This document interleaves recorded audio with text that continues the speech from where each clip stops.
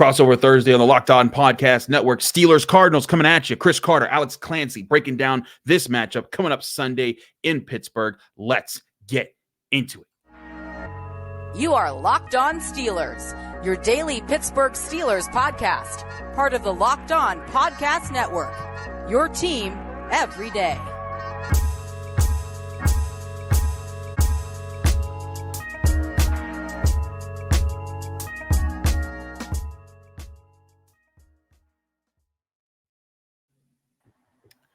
Hello and welcome to Crossover Thursday here on the Locked On Podcast Network. It's a crossover between Locked On Steelers and Locked On Cardinals as these two teams face off 1 p.m. Eastern Time on Sunday at Acrisure Stadium in the city of Pittsburgh. I'm Chris Carter. He's Alex Clancy. We represent both teams. Remember, you can find this show on your favorite podcasting platform and on YouTube. Like this video if you enjoy it. Subscribe to this channel to get all of your daily Monday through Friday episodes on either the Steelers or the Cardinals, whichever you're here to listen for. And as always, check us out and check out our great sponsors at Prize Picks. They sponsor every Crossover Thursday. And with Prize Picks, they're the easiest, most exciting way to play daily fantasy sports. Go to prizepicks.com/LockedOnNFL and use code all lowercase LockedOnNFL for a first deposit match up to $100. We'll have more on them later.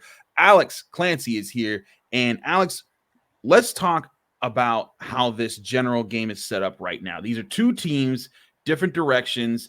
One team has a new coach that's trying to set up a new tone for where they are. The other team has the same coach it's had since 2007 and is in the mix of the AFC playoffs. The Cardinals at 2-10 right now. The Steelers at 7-4.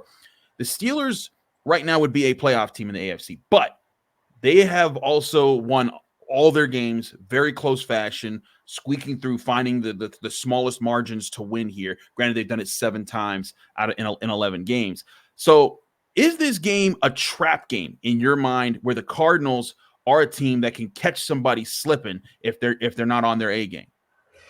I'm going to answer this in an interesting way. It better be because, with Kyler Murray's 4th game back after his torn ACL, this is kind of the beginning of the last chapter of this season to really see what the Cardinals are going to look like moving forward. So I say that somewhat tongue-in-cheek, but if the Cardinals come out and perform the way they did against Cleveland, where they got just absolutely smacked by a superior defense, which is something the Steelers have, it's going to be trouble in River City for Arizona. There's going to be the questions immediately coming in about Kyler Murray in the future with this team, where that's kind of a dormant volcano right now, but it's going to go from dormant to active in the snap of a finger if the Cardinals get embarrassed on Sunday. So a trap game, it better be. The Cardinals have some firepower to be able to do so, but that defense terrifies the bejesus out of me more than any defense at any point this season because of where the Cardinals are in their fragile state in Week 13.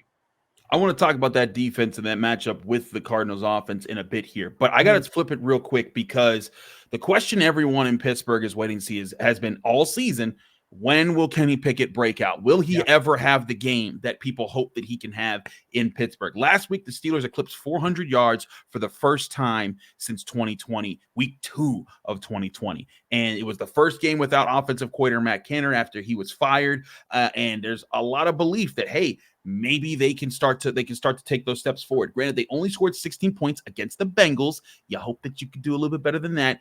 But what are the problems that you've seen with this Cardinals defense? Because you look at the rankings and they're giving up the 31st most points in the league. They're giving up they're giving up the 26th most yards. They're 30th against the run.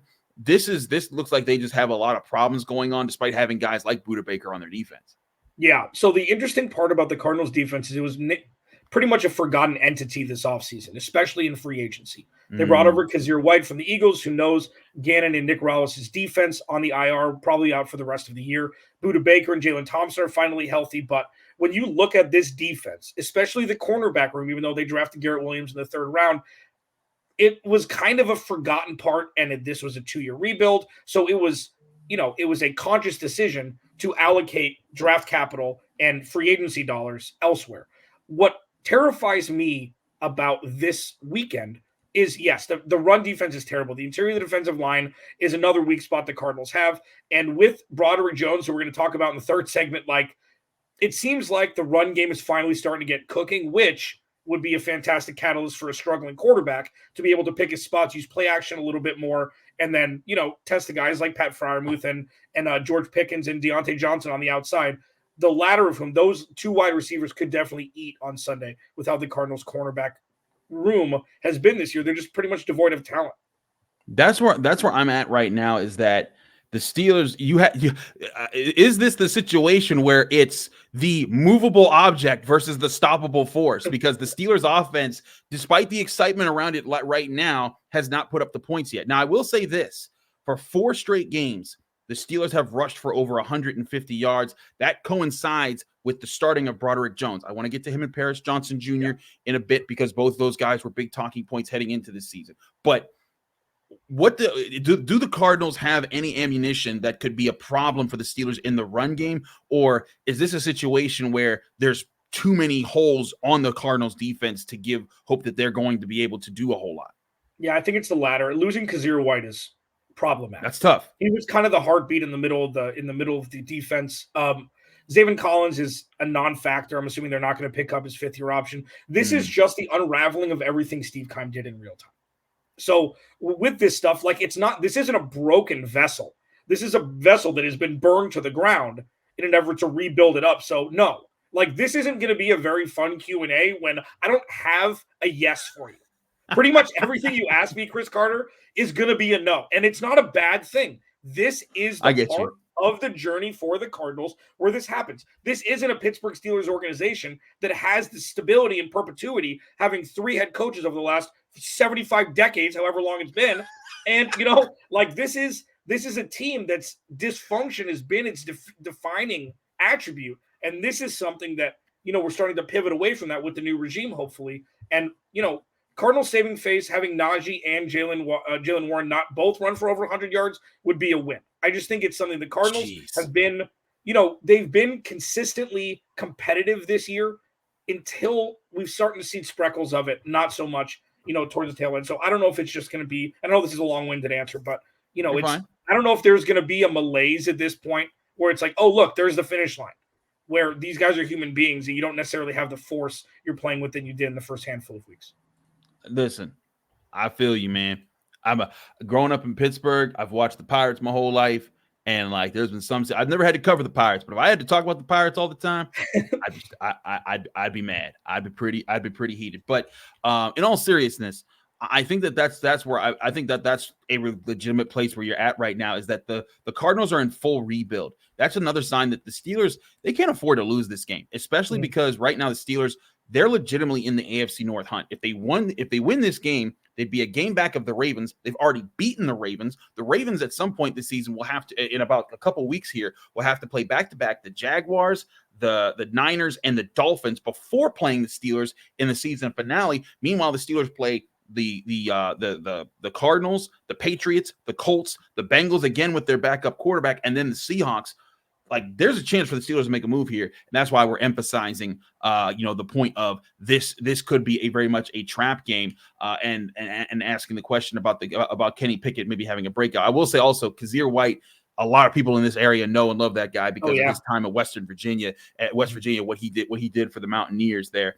So that is disappointing to see him out. I want to talk more about this matchup, specifically the quarterbacks here and what we might see in this game. We'll do that with Alex Clancy from Locked On Cardinals. I'm Chris Carter from Locked On Steelers. Stick with us. It's Crossover Thursday here on the Locked On Podcast Network, talking Steelers Cardinals. We still got a lot to discuss. But first, we want to talk to you about our great sponsors at Prize Picks. Prize Picks is the largest daily fantasy sports platform in North America. They are the easiest and most exciting way to play daily fantasy sports. It's just you against the numbers. Instead of battling against thousands of other players, including pros and sharks, and all you have to do is pick more or less on 2 to 6 players' stat projections, and you can watch the winnings roll in. It's a much easier way to play these games. Prize Picks is the fun new daily fantasy game that everyone needs to start playing right now. With basketball season here, you can also play in what they call their specials leagues. These are leagues created specifically to combine both football and basketball and to have fun while doing so. For example, if you like LeBron James and Travis Kelce, you can pick a combination of 10.5 where you can just say they will get 10.0 more or less 10.5 of 3-pointers made combined with receptions made by both those guys. You say more or less, you can get your winnings on Prize Picks. Again, just pick 2 to 6 players and you could be rolling it in. And Prize Picks also has a unique reboot policy where your entries stay in play even if one of your players gets injured. For NFL games and college top 25 matchups, that means if your player exits the game in the first half and doesn't return in the second, that player is rebooted. That makes Prize Picks the only daily fantasy sports platform with injury insurance. Prize Picks is the daily fantasy sports platform that you need to get to right away because they offer so many great things, and they're available all across sports: NFL, college football, NBA, NHL, college basketball. They're everywhere. So go download Prize Picks as an app on your phone or go to prizepicks.com/LockedOnNFL today. And when you go to prizepicks.com/LockedOnNFL, use the code LockedOnNFL, all capital letters, all one word, and you'll get a first deposit match up to $100. Again, that's prizepicks.com/LockedOnNFL. Use code LockedOnNFL for a first deposit match up to $100.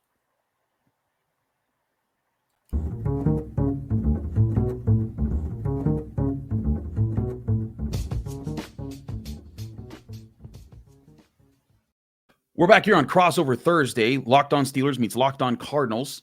We're breaking things down here. Chris Carter and Alex Clancy. All right, Alex, I want to give you a chance to get your opinions on Kyler Murray, because let me make it clear, even though the Steelers just gained 400 yards of offense and Kenny Pickett looked pretty decent against the Bengals, it has not been sunshine and rainbows in the cities of Pittsburgh when it comes to the offensive play. There's been a lot of questions as far as, do the Steelers need to move on, need to draft a quarterback? And I do a call-in line. I have gotten calls this season. I can't do calls during the season as much because we're so busy, but I've gotten calls this season asking, should the Steelers trade for Kyler Murray? Because when you're struggling at quarterback, everything's an answer.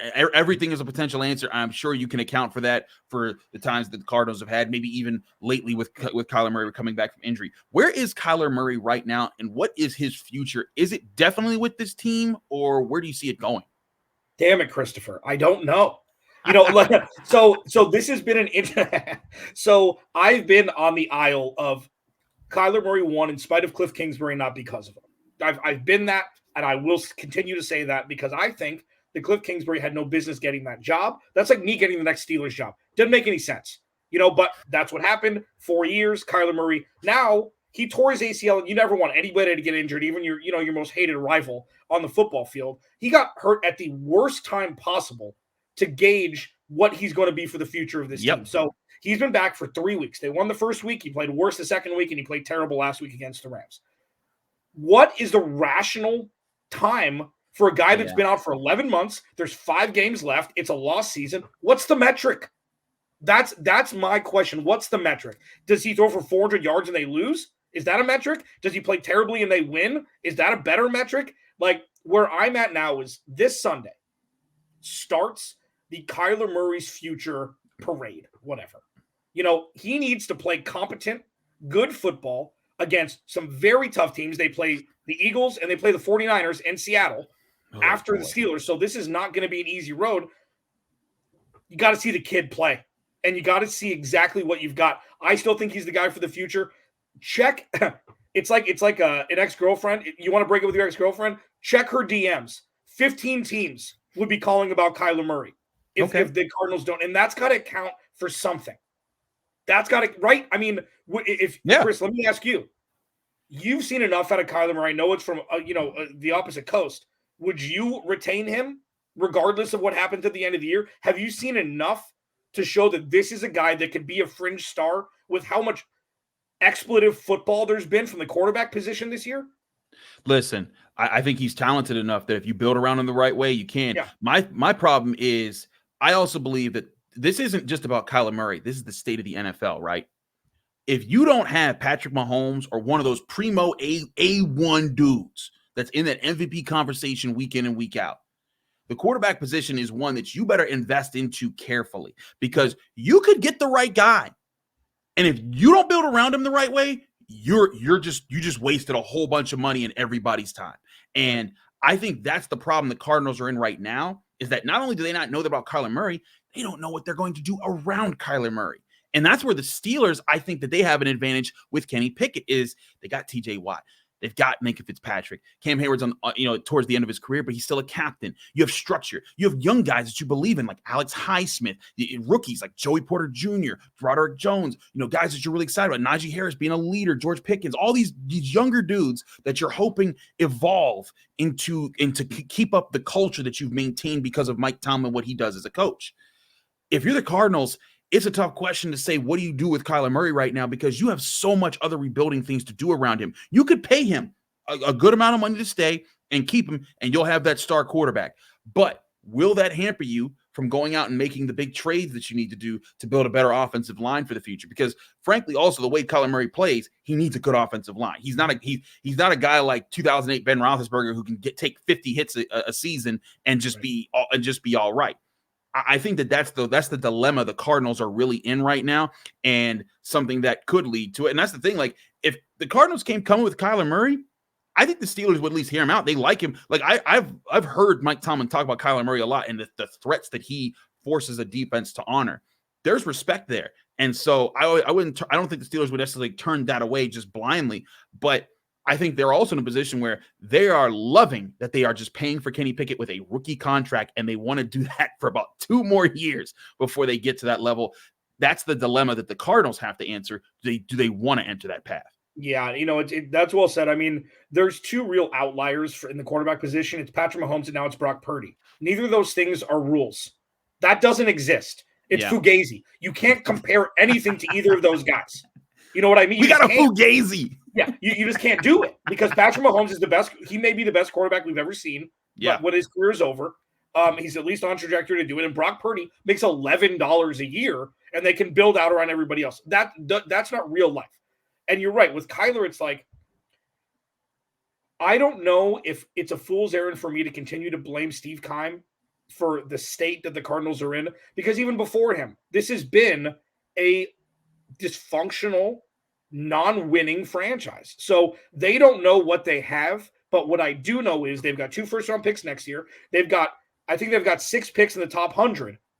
And that's the way you build around a quarterback who's making a whole bunch of cheese. And he's already like the 10th highest paid quarterback. That's going to go down so quickly. And if you draft properly, that's how you win. Let me tell you, name one quarterback who got the bag and won a Super Bowl after that. Aside from Patrick Mahomes, who only got $140 million guaranteed out of that $500 million contract. It's a very good point. Nobody has. Russell Wilson hasn't. Nobody has. So until they correct it, they're just playing the game. And then Monty Osborne just has to spend a bunch of money to get some defensive players, get offensive linemen, and nail the draft again. That's how you redirect a crap box situation into. But with Kyler Murray being the conductor, like, I don't see that as being a far-fetched recipe to win. And that's what I've been struggling with, because he throws an interception, ball tapped to the line, and then you look at Tommy DeVito playing for Daniel Jones or Bryce Young or like all these guys, Derek Carr. It's like that mess ain't working.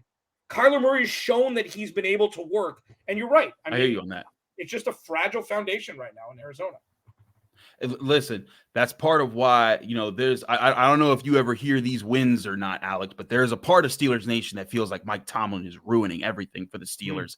And I try to tell people, go talk to other fans, like diehard fans, people who cover these other teams that just have dealt with so many bad years, really bad years. Like, people say Pittsburgh, has had so many bad years under Mike Tomlin. He hasn't had a losing season yet. And this is what I'm talking about, this kind of dysfunction, and with talent that you're excited about. People are excited about Kyler Murray. Larry Fitzgerald was a Cardinal for so many seasons. There's been talent in Arizona, but because there's not that same stability, it hasn't had a chance to manifest and grow into something that can get the franchise the Super Bowls that you hope the Steelers can keep adding on to. But at the same time, the Steelers, they have got everyone go through their punches. The Steelers, they saw an exodus of players in the span of about two seasons. Le'Veon Bell disappeared. Stephon Tuitt retired. Antonio Brown went crazy. Ben Roethlisberger's arm fell off. Ryan Shazier got paralyzed. We could keep going down the line, but there were just big player after big player. Marquise Pouncey, David DeCastro retired much earlier than they thought they would, and yet, despite having to start guys that were professional duck callers at quarterback, the Steelers never faded and became a top 10 pick team because Mike Tomlin strung them together. Yep. And people say that Mike Tomlin has lost the locker room because they lost a game one out of every 4 weeks sometimes. That is what I try to balance people with and give perspective to whenever I hear it locally in Pittsburgh. And then I talk to people like yourself all across the country about what every NFL franchise is battling every single week. Marriage is boring. Being single is exciting. Being single sucks. Stay married. That's a great phrase. I'm going to steal that, Alex. Oh, man. All right. We got to talk some more about this matchup here. It's particularly about the two offensive tackles that drew a lot of questions and a lot of conversations in the draft. I want to ask Alex about Paris Johnson Jr., and we'll talk about Broderick Jones, questions where they are, and some final looks at the matchups that we think will play into this game, all here on Crossover Thursday here on the Locked On Podcast Network. But first, I want to remind you this show is also brought to you by DoorDash. Why root for your team on an empty stomach? Order on DoorDash and save on football watch party favorites. You can order your favorites like pizza, wings, pop, burgers, or even just buns. I got a question for you, Alex. Do you call it soda or do you call it pop? Soda, because I'm a rational human What being. is wrong? No, get off my show. Anyways, we got to keep this ad roll going. You going with soda. There's no, get out of here with that. It's pop. Everyone should know it's actually pop. But in all seriousness, you can order whatever soda or pop you want on DoorDash with your favorite meal. And like me in Pittsburgh, I'll get me some Big Shot Bob, some Frank White sauce rings, and it's a happy day. Or some Permane sandwich. Get them French fries on the sandwich. No coleslaw. I don't do it like that. But we keep it rolling here on the Locked On Steelers podcast. I'm sure the Locked On Cardinals podcast got great food for you there as well. But all of that can be ordered to your door from DoorDash. And right now, DoorDash gets you 50% off up to $10 in value when you spend $15 or more on your first order, or when you download the DoorDash app and enter code LOCKED23. Subject to change, terms and conditions apply. You can get prepared for game day, and you can also get all your favorite grocery store items and restaurant favorites delivered right to your door with a $0 delivery fee if you sign up for a Dash Pass membership today. And don't forget, they have a 50% off deal right now, 50% off on $10 in value when you spend $15 or more on your first order. When you download the DoorDash app, just enter the code LOCKED23, that's LOCKED 23, subject to change, terms and conditions apply. We're also brought to you by FanDuel Sportsbook, the number one sportsbook in America. Right now, new customers can get over $150 in bonus bets with any winning $5 money line bet. Yes, if you're a Steelers fan and you think the Steelers are about to beat the Cardinals, put $5 on them and you get $150 in bonus bets right in your account. Or if you're a Cardinals fan, you think this is the week, put that $5 on and you can get it $150 back in bonus bets. And that's bonus bets that you can spend on spreads, player props, over-unders, and so much more. FanDuel has so many ways to win, and there's no better time to get in on the action. That's why you got to go to FanDuel right now. See all the numbers, odds, lines, ends, everything you can bet on in every sport, not just football, college football, basketball, college basketball, hockey, whatever your jam is. FanDuel Sportsbook is going to help you have fun and make money while doing it. FanDuel.com/lockedon to kick off the NFL season the rest of the way, heading into the playoffs with an offer that you won't want to miss. And again, that's FanDuel, an official partner of the NFL.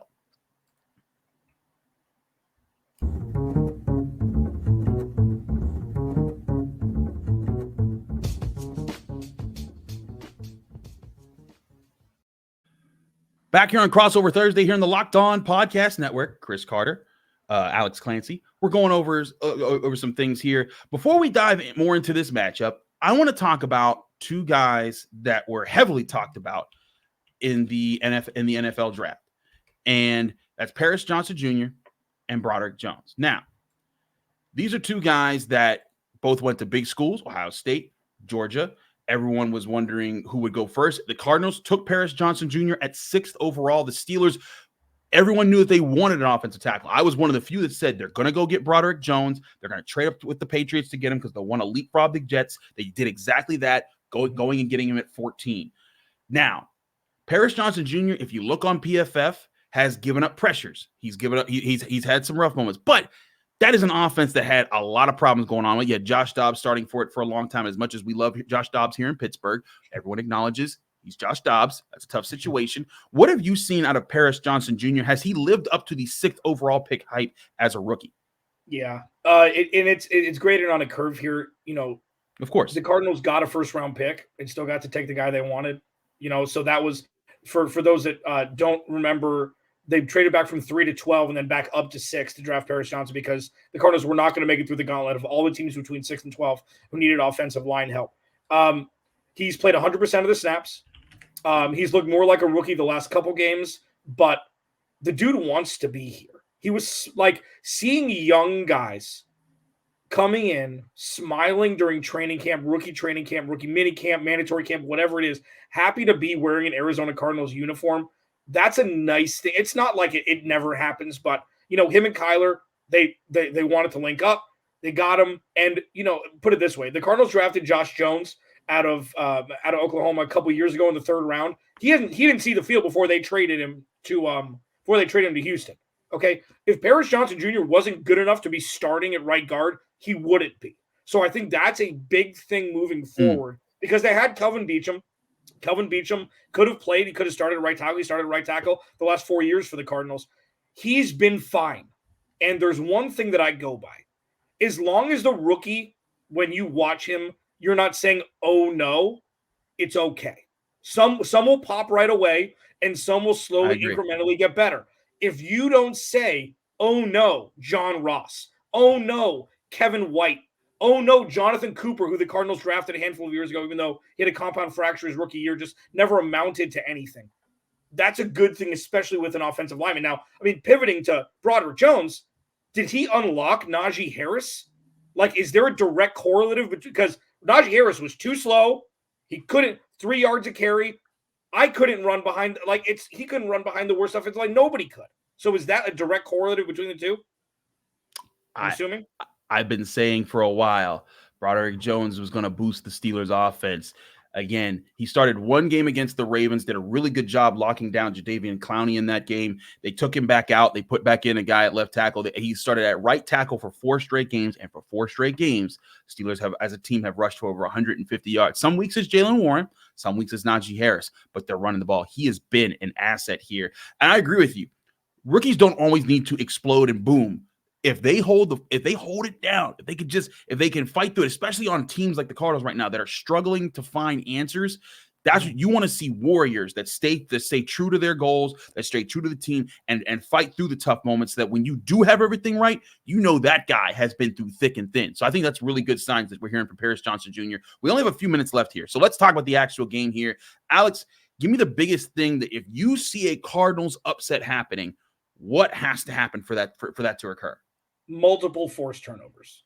And I don't really think that's like I give myself crap every Friday when I do pass to victory because winning the turnover battle is the number one thing every week. The Cardinals need to be able to be opportunistic, whether it be getting to the quarterback, pressuring Kenny Pickett, tipping the balls at the line, forcing fumbles. Kenny Pickett is not the best quarterback in the NFL. Okay. He can turn the ball over. And the Cardinals need to win the turnover battle and give the offense any sort of leverage possible to get extra possessions on short fields. That's it. Because if they're dropping into coverage and having to cover for 4 or 5 seconds, they're going to get eaten up regardless of who the quarterback is. If they're not getting to Kenny Pickett and he's having what I call tea parties in the backfield, they're not going to win. And if they can't stop the run, it's almost secondary because at least they're not massive chunk gains like there usually is in the passing game as opposed to, death by 1,000 cuts in the run game. And don't get me started with Jaylen Warren in the pass game or Najee Harris in the pass game. I think I'll just melt, and we don't have enough time with Ross Jackson not getting pissed off at us. So I'm going to say it's got to be the turnover battle. They've got to turn Kenny Pickett over multiple times if they want to keep this a 1-score game and have a chance to win at the end.